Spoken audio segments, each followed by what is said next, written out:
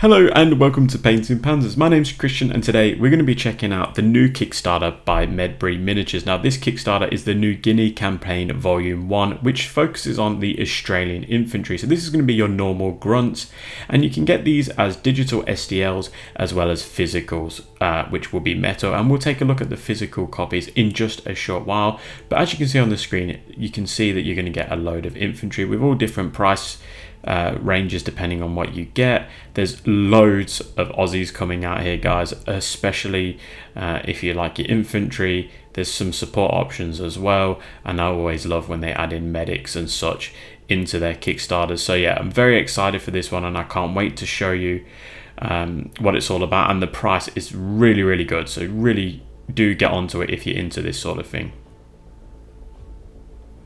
Now Medbury sent me a rifle platoon, so you can see here we've got a variety of metal figures, and the first one we're going to look at is a chap with an Owen gun. Now the Owen gun is a classic Australian submachine gun, almost like the Sten gun, just with the clip on the top. And just check out the detail on these figures. They are just absolutely lovely, and the detail is top notch.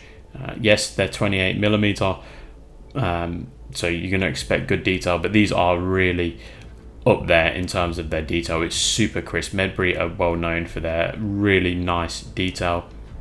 You can see the detail in the rifles. There's loads of detail in every part of that. The bayonet as well that's tucked in on the side there. The metal is relatively hard, so you know it's not going to bend. It's not super flexible. You can just bend it into shape and it's going to stay there. It's going to take a knock and not, you know, bend out of shape. And we got another guy here. This guy's sort of more of an NCO, waving his troops forward, again with the Owen gun, looking very nice indeed. I love the helmet, and hopefully you've picked up that there's very little in terms of cleanup. I mean, there's really not a lot of flash on these. The mold lines aren't there that really, and if they are there, they're very thin, so they're going to clean up nicely. You can tell this guy's got a Bren gun. He's looking the part. The detail, as I said, is just really good. We see there's a little line going across this guy's hat, and I love the mixture of bush hat as well as helmet, looking really good. They've got those American sort of gaiters as well, which differentiates them obviously from the sort of British uniform. We've got a guy here with a flamethrower. I love the fact that the pack isn't on the actual uniforms. It's going to make painting a bit easy if you want to paint the uniform first and then attach the rest of the flamethrower. It's just as simple as glue it on. But just I am amazed by the quality of these and the cleanliness of the metal, and the very little cleanup that's involved. These are going to be even quicker than cleaning up plastics and other metals. They're just really good. We've got a guy here running along with his bayonet fixed, looking pretty bloody scary, I must admit. You can see the gun slightly bent there, but you're going to expect that with packaging. It's easily bent back into place, and look at the sharpness of the bayonet as well. Really cool. And we got another guy with an Owen gun. I do love myself an Owen gun. They do offer Thompsons as well in the set if you want to throw in some Thompsons.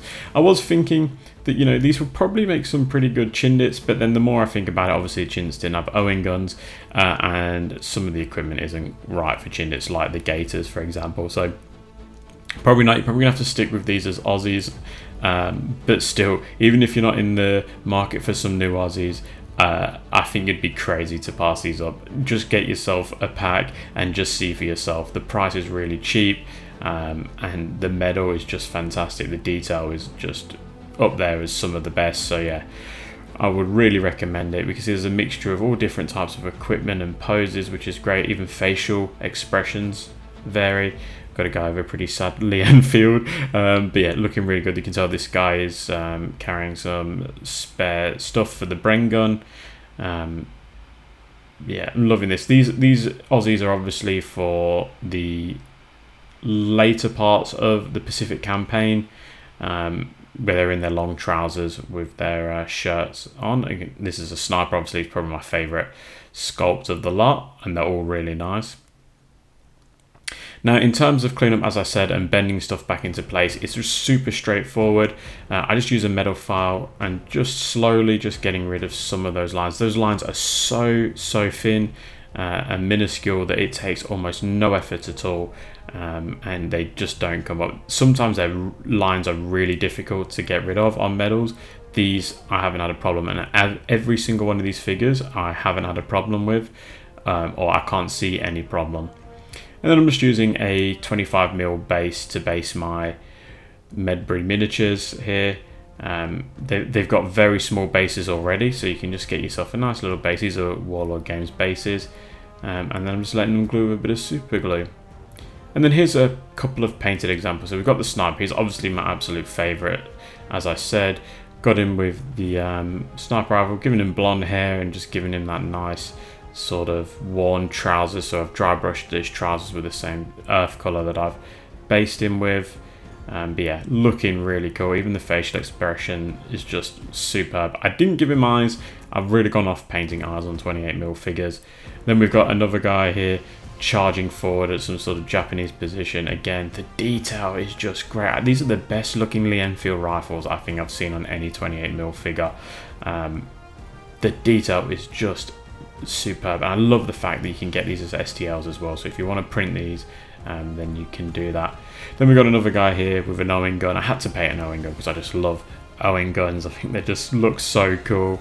Yeah, he just looks great. I love the netting on the helmet too. Really well detailed and just looks superb, as I said.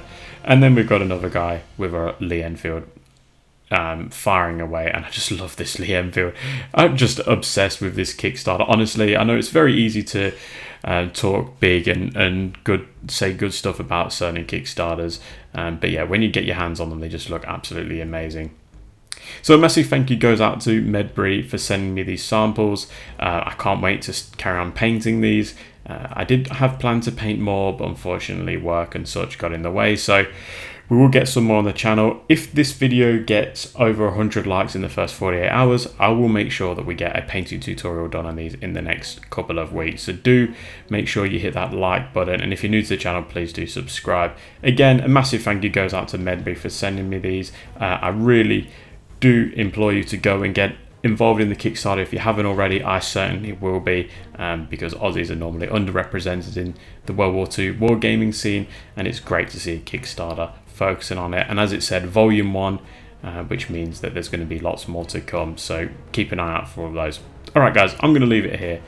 Thanks for watching, and I will catch you at the next one.